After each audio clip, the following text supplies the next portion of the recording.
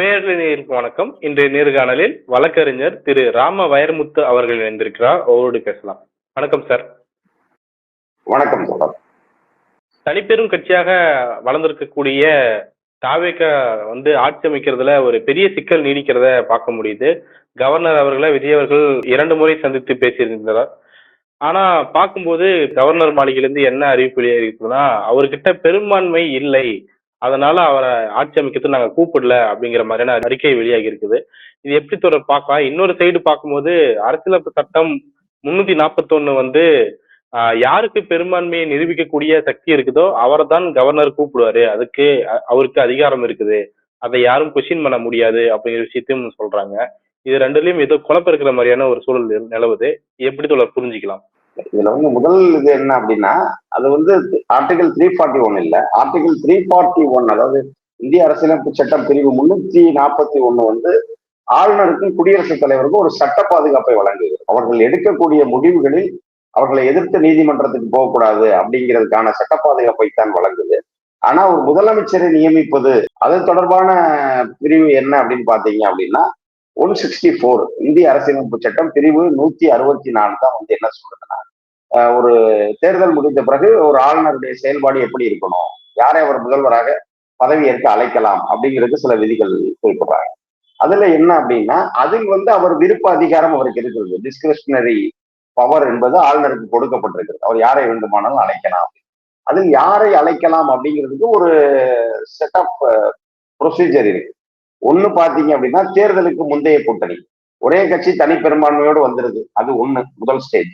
இல்ல அப்படின்னா ஒரு கூட்டணி தேர்தலுக்கு முந்தைய கூட்டணி தனி பெரும்பான்மையோடு வந்துருச்சு அப்படின்னா, அது இப்ப உதாரணத்துக்கு இப்ப 2021 தளபதி மு க ஸ்டாலின் அவர்கள் முதல்வராக பொறுப்பேற்கும் போது திமுகக்கு அறுதி பெரும்பான்மை இருந்துச்சு.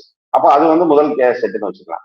நீங்க இரண்டாவது கேட்டகரி தேர்தலுக்கு முந்தைய கூட்டணிக்கு அறுதி பெரும்பான்மை அப்படின்னா 2006 தேர்தலில் தலைவர் கலைஞர் தலைமையிலான அந்த அரசு எடுத்துக்கலாம். திமுக, பாட்டாளி மக்கள் கட்சி, காங்கிரஸ், இடதுசாரிகள் போன்றவங்கலாம் கூட்டணியா இருந்தாங்க. அப்போ அது மூன்றாவது என்ன அப்படின்னா, எந்த கட்சிக்கும் பெரும்பான்மை கிடைக்கல அப்படிங்கிற பட்சத்தில் தனிப்பெரும் கட்சியாக வந்திருப்பவர்கள் உரிமை கோரலாம். அடுத்தபடியா பாத்தீங்கன்னா தனிப்பெரும் கூட்டணி. இப்போ ஒரு கட்சிக்கு மெஜாரிட்டி இல்லை, ஆனா ஒரு கூட்டணிக்கு மெஜாரிட்டி இருக்கு. அப்ப அந்த கூட்டணி அதாவது அதுக்கும் மெஜாரிட்டி இல்லை, ஆனா அவங்கதான் நம்பர்ஸ் லீட் பண்றாங்க அப்படின்னு. இப்போ உதாரணத்துக்கு பாத்தீங்கன்னா, ஒரு முறை பீகார்ல லாலு பிரசாத் யாதவ் தலைமையிலான ராஷ்டிரிய ஜனதா தள் தனிப்பெரும் கட்சியா வருது. ஆனால் நிதிஷ்குமாருடைய ஐக்கிய ஜனதா தளமும் பாஜகவும் சேர்ந்து தனிப்பெரும் கூட்டணியாக முதலிடத்துக்கு வராங்க. அப்போ அந்த இடத்துல தனிப்பெரும் கூட்டணிக்கு வாய்ப்பு கொடுக்கப்பட்டது. இது அடுத்தது பாத்தீங்க அப்படின்னா தேர்தலுக்கு பிந்தைய கூட்டணி. இப்போ தேர்தலுக்கு பின்னாடி வேற வழி இல்லை, யாருக்கும் மெஜாரிட்டி இல்லை. அப்ப இந்த சூழலை சமாளிப்பதற்கு நாங்க உங்களுக்கு ஆதரவு தர்றோம் அப்படின்னு சுயேட்சைகளோ இல்ல தனித்து போட்டியிட்ட சில கட்சிகளோ ஆதரவு தெரிவிக்கலாம். அது ஒரு ஸ்டேஜ். இப்போ இது போன்ற பல்வேறு வழிமுறைகளில் ஒரு கட்சி தனக்கு பெரும்பான்மை இருக்கிறது என்று அவங்க எங்களை ஆட்சி அமைக்க அழைக்க வேண்டும்னு கிளைம் பண்ணுவாங்க. இதை அந்த சபாநாயகர் சரிபார்த்து அவர்களை அழைப்பார். இதுல ஒரு சில இடங்களில் என்ன பின்பற்றப்படுகிறது அப்படின்னா, குதிரை பேரத்தை தவிர்ப்பதற்காக அந்த கட்சிகளிடமிருந்து ஆதரவு கடிதத்தை பெற வேண்டும். நீங்க இப்போ உங்களை இத்தனை கட்சிகள் ஆதரிக்குதுன்னா அந்த பட்டியலை கொடுக்கணும் அப்படின்னு. இப்ப கூட ஆளுநர் ராஜேந்திர அர்லேக்கர் என்ன கொடுத்திருக்காருன்னா, இந்த 118 இடங்கள் உங்களுக்கு இருக்கிறது அப்படிங்கிறதுக்கான ஆதரவு கடிதங்களை தாங்கன்னு தான் கேட்டுக்க. அப்போ அந்த கடிதங்கள் அவருக்கு ஒரு நீங்க கிளைம் பண்றதுக்கு ஒரு சப்போர்ட் டாக்குமெண்ட். அது இல்ல அப்படின்னா நீங்க அதற்கான உங்களுக்கு ஆதரவு இல்லாத சூழலில் உங்களுக்கு ஆட்சி பொறுப்பு கொடுக்கப்படும் போது 2 விஷயம் நடக்கும். ஏன்னா நம்பிக்கை ஃப்ளோர் டெஸ்ட் கண்டிப்பா நடத்தி தான் ஆகணும். ஆளுநர் பதவியேற்று வைத்த உடனேயே நம்பிக்கை கோரும் வாக்கெடுப்பு என்பது சட்டசபையில் நடக்கும். அப்ப அந்த நம்பிக்கை கோரும் வாக்கெடுப்பில் நீங்கள் வெற்றி பெறவில்லை என்றால் ஆட்சி கவிழும். அப்ப அந்த ஆட்சி கவிழ்ப்பை தவிர்ப்பதற்காக அப்படின்ற ஒரு காரணத்தை ஆளுநர் சொல்லலாம். அதைத்தான் இப்ப சொல்றாரு. அப்ப அதற்காகத்தான் இப்ப அவர் ஆட்சி அமைக்க வேண்டுமா இல்லையா என்பதை சட்டமன்றத்தை தான் முடிவு பண்ண முடியும் நம்பர்ஸை வச்சு. இது லோக் பவன்ல இல்ல, அதாவது ஆளுநர் மாளிகையில முடிவு பண்ணக்கூடிய விஷயம் கிடையாது அப்படிங்கிற விஷயத்தான் சிபிஎம் உட்பட எல்லா கட்சி தலைவர்களும் குற்றம் சாட்டுறாங்க. ஆளுநர் இதுல இப்படி பண்ணக்கூடாது, இது பாஜகவுடைய தலையீடு இருக்குன்னு சொல்றாங்க. இது எப்படி நம்ம புரிஞ்சுக்கலாம்? இல்ல, அதாவது ஃப்ளோர் டெஸ்ட் அப்படிங்கிறதா ஃபைனல் அப்படிங்கிறதுல யாருக்கு எந்த மாற்று கருத்தும் இல்லை. சட்டம் அதைத்தான் சொல்லுகிறது. குறிப்பாக பல்வேறு உச்சநீதிமன்ற தீர்ப்புகள். இப்ப எஸ்ஆர் பொம்மை வழக்கு தான் முதல்ல இது தொடர்பான இந்த சட்டசபையில் பெரும்பான்மை நியமிப்பது தொடர்பான வழக்கு அப்படின்னாலே எஸ்ஆர் பொம்மை வழக்கு தான். அதற்கு முன்புல எதுவுமே இல்லை. எப்பனாலும் ஆளுநர் வந்து ஒரு ஆட்சியை வந்து கலைக்கலாம், அந்த மாதிரியான ஒரு சூழல் நிலவும் பொழுது அந்த எஸ்ஆர் பொம்மை வழக்கு தான் வந்து 356வது பிரிவை பயன்படுத்தி ஒரு சட்டப்பேரவையை வந்து ஆளுநர் கலைப்பதற்கே வந்து ஒரு கடிவாளம் போட்டது வந்து அந்த தீர்ப்பு தான். அதே போல பாத்தீங்க அப்படின்னா அதற்கு அடுத்தடுத்தபடியாக அதை ஃபாலோ பண்ணி வந்த தீர்ப்புகள் இருக்கு. இப்போ ராமேஸ்வர் பிரசாத் வழக்கு 2006ல, அது வந்து பீகார் தொடர்பான வழக்கு. அதே போல அருணாச்சல பிரதேசம் தொடர்பான வழக்கு வந்து நிபா ராபியா, நவம் ராபியா வழக்கு 2016ல. இது போன்ற வழக்குகள் எல்லாமே அதைத்தான் சொல்லுது. அதாவது ஆளுநர் மாளிகை வந்து அங்கே பெரும்பான்மை நியமிக்க வேண்டிய அவசியம் இல்லை, ஃப்ளோர் டெஸ்ட்ல நம்பிக்கை வாக்கெடுப்பில் பண்ணா போதும் அப்படின்னு. ஆனா இது எதற்குன்னா முன்பு வந்து அடையாள அணிவகுப்பெல்லாம் நடத்தப்படுது ஆளுநர் மாளிகை. அதாவது உங்களுக்கு 118 எம்எல்ஏக்கள் ஆதரவு இருக்குன்னா அவங்க எல்லாத்தையும் கூட்டிட்டு வாங்கன்ற மாதிரி எல்லாம் நடந்தது. அப்ப அதெல்லாம் சொல்லலாமே தவிர நீங்க பேப்பரை கூட கொடுக்க கூடாது, பேப்பரை கூட கேட்க வேண்டிய அவசியம் இல்லை அப்படிங்கிறது. நாளைக்கு ஒருத்தர் 30 எம்எல்ஏ கூட வச்சுட்டு வருவாரு. 30 இருக்கு, எனக்கு இன்னொரு 100 கிடைச்சிரும் அப்படிங்கிற ஒரு சூழல் கூட வரும். இன்னொன்னு, தாவேகா இந்த இடத்தில் செய்த ஒரு மிகப்பெரிய தவறு என்ன அப்படின்னா, அவங்க வந்து அவங்களுடைய 108ஓட போய் கிளைம் பண்ணியிருந்தாங்கன்னா கூட வேற, காங்கிரஸோட எண்ணிக்கையை கூட்டிட்டாங்க. அப்போ ஒரு கட்சி தான் அவங்களை ஆதரிக்குது, அடுத்து எந்த கட்சி ஆதரிக்க போகுது? அப்போ அவங்க ஆதரவு மனப்பான்மையில் இருந்தார்கள் என்றால் இப்ப அவர்களுமே கடிதம் கொடுத்துருப்பாங்கல்ல. இப்போ உங்களுக்கு தீர்ப்பு வந்து தனியா கேட்கறது ஓகே.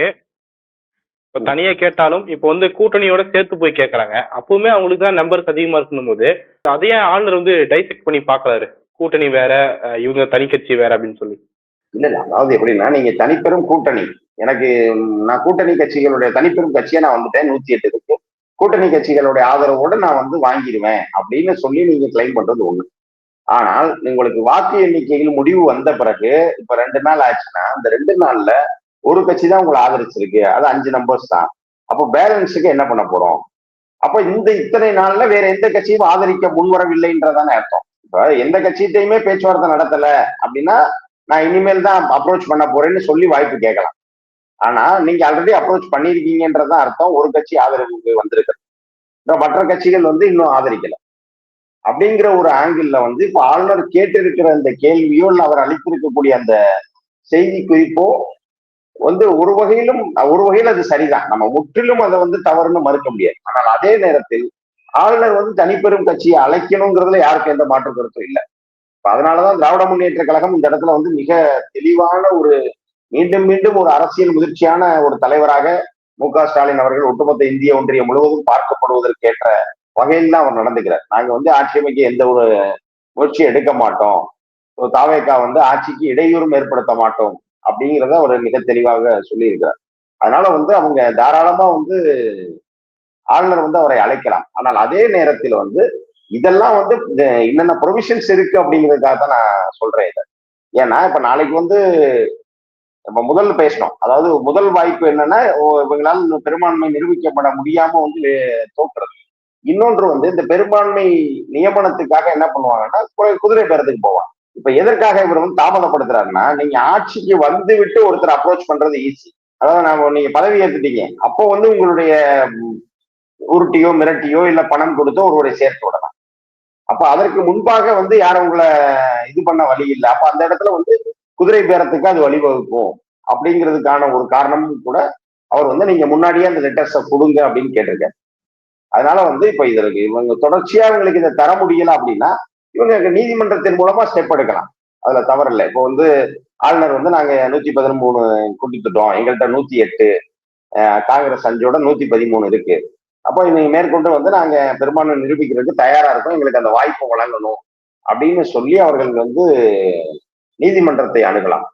அப்ப நீதிமன்றத்துல ஒரு முறையான ஒரு உத்தரவை பெற்று அதன் மூலமா வந்து ஆளுநர்கிட்ட வந்து இவங்க பதவியேற்புக்கு பிறகு அவர்கள் பெரும்பான்மை நியமிப்பதற்கான வேலையை வந்து செய்யலாம். காங்கிரஸ் வந்து இப்போ நாங்கள் ஆளுநர் வந்து இதை தடுக்கிறாரு, இது பின்னாடி பிஜேபி இருக்குதுன்னு சொல்லி போராட்டத்தை அறிவிச்சிருக்கிறாங்க. இதுல தாவேக்காவுடைய நிலைப்பாடு எப்படி இருக்குன்னு பாக்குறீங்க தொடர்? அவங்க ஒண்ணு போராட்டத்துல இறங்கணுமா, இல்ல சட்ட போராட்டம் நடத்தணுமா, இல்ல திரும்ப திரும்ப ஆளுநர்கிட்ட சில கோரிக்கைகளை முன் வைக்கணுமா, எப்படி புரிஞ்சுக்கலாம் அதை? அதாவது நீங்க காங்கிரஸ் வந்து பூனை கண்ண மூடிட்டா உலகம் இருந்துரும் என்பதை போன்ற ஒரு நிலைப்பாட்டில் இருக்கிறது. அதாவது பாஜக வந்து தங்கள் பின்புலத்திலே நின்றுதான் இன்றைக்கு தாவேக்காவை இயக்கி கொண்டிருக்கிறது. அதனால இப்ப அவங்க ஆளுநர் மூலமா ஆடுறது எல்லாமே ஒரு கேம் அப்படின்னு தான் நான் பாக்குறேன்.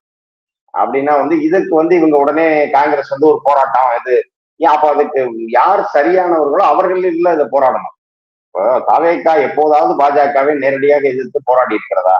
தன்னுடைய படத்துக்கு பிரச்சனை வந்த போது கூட அவர் வந்து நேரடியா போகல.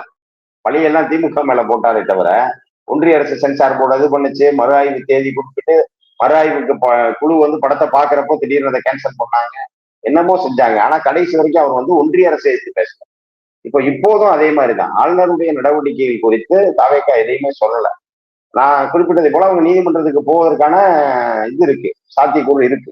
ஆனா அதையும் அவங்க பயன்படுத்தல. அப்ப ஏன் அவைலபிள் ஒரு இதை வந்து யூஸ் பண்ணாம இரண்டாம் முறையா போய் அவர்கிட்ட தான் கேட்கிறாங்க அப்படின்னா, அவர்கள் எக்காரணம் கொண்டும் பாஜகவை பகைத்துக் கொள்ள தயாராக இல்லை அப்படிங்கிறது வந்து அப்பட்டமா தெரியுது. ஆனா இந்த இடத்துல வந்து காங்கிரஸ் வந்து ஏதோ ராஜாவை மிஞ்சிய ராஜ விசுவாசி போல அவங்க ஏதோ போராட்டம் அறிவிக்கிறாங்க. காங்கிரஸ் நடத்துற போராட்டத்தினால ஒரு எந்த பலனும் ஏற்பட போறது இல்ல. அதே சமயம் அதிமுக பக்கத்திலிருந்து பார்க்கும்போது அவருடைய எம்எல்ஏக்கள் எல்லாமே புதுச்சேரியில தங்க வைக்கப்பட்டிருக்கிறாங்க. அங்க சி.வி. சண்முகம் தனக்கு ஆதரவான எம்எல்ஏக்களை ஒன்று திரட்டி வைத்திருப்பதாக செய்திகள் வந்துட்டு இருக்குது. இந்த சமயத்துல எடப்பாடி பழனிசாமி அவர்கள் அந்த ரெசார்ட்டுக்கு போய் எம்எல்ஏக்களை பார்க்க போகிறாரு. இப்போ ஓவர் நைட்ல பார்க்கும்போது திமுகவும் அதிமுகவும் சேர்ந்து கூட்டமைக்க போறாங்க அப்படிங்கிற செய்திகள் பரப்பவிடப்பட்டுச்சு. இன்னைக்கு ஈவினிங் பாத்தீங்கன்னா அதிமுக எம்எல்ஏக்களே ஒரு பிரிவினர் வந்து திமுக கூட கூட்டணி போலாம், ஒரு பிரிவினர் வந்து தாவேக்கா கூட கூட்டணி போலாம் அப்படின்னு சண்டை போடுவதாக செய்திகள் வந்துகிட்டு இருக்கு. இந்த ஒட்டுமொத்த சினாரியத்தை நம்ம எப்படி அனலைஸ் பண்ணலாம், எப்படி புரிஞ்சுக்கலாம்?